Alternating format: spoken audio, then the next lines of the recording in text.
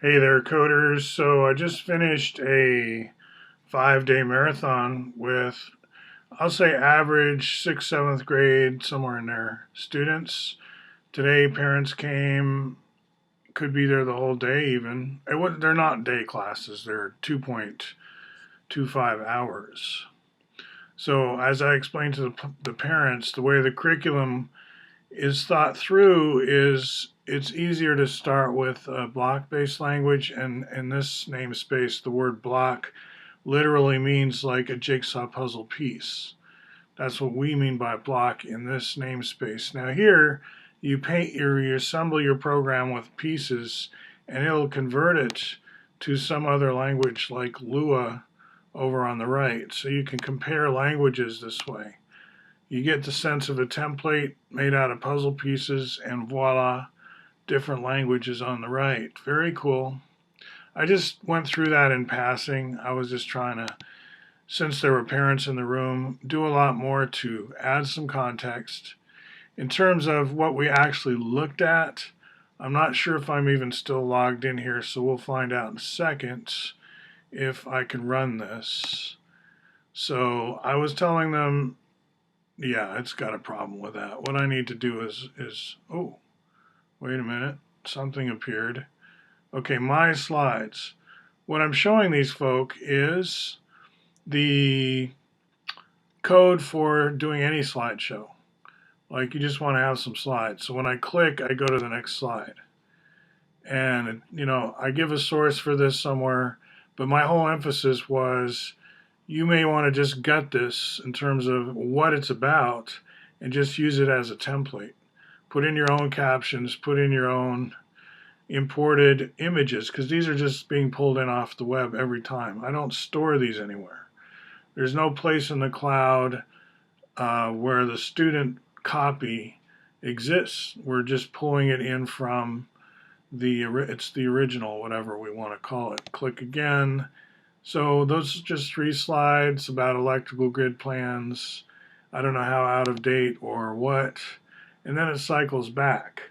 So you can see the code for that here. As I've been discussing recently, my my admiration for Codesters continues to go up, especially now that I've finally found, what do you know, that it does do sound, right? So look at that some other time. A follow-up on this particular thread where I was kind of complaining that I didn't want the Bucky stuff to be connected to DaVinci Code stuff. He plugs his book, and I continue to go my own direction with that. It's a whole number of volumes. We don't need some breakthrough in physics. We're not waiting for any new particles, no new bosons, not needed for what we're doing. Not that there won't be any, just saying, don't need to wait. I pushed Coding Train as a great other activity for the summer if you're looking, kids, I said, and learn Python with Socratica.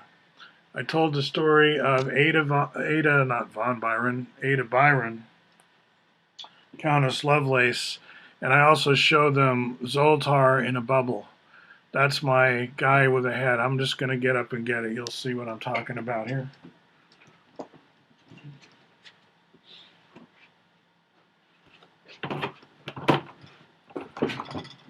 This guy, right?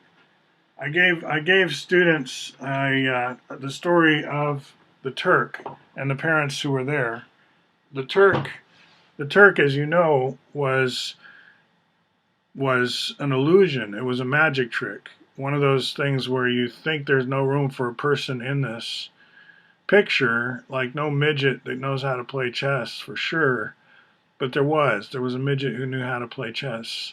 In this, what looked to be kind of a machine, clock-driven, gear-driven automaton. Because the French had really gotten into these little robotic gizmos. You could have a Pegasus with flapping wings.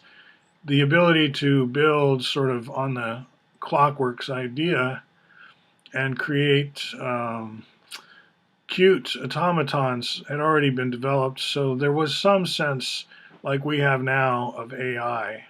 And wow, it's just a step from these realisms, these mannequins, to full consciousness. That dream is always there. And a lot of people fell for the Turk, including Napoleon. So I told that story and also invited them to find Zoltar images out there to bring into their Codesters projects. All right, I think that's a good wrap up, and we'll talk to you next time.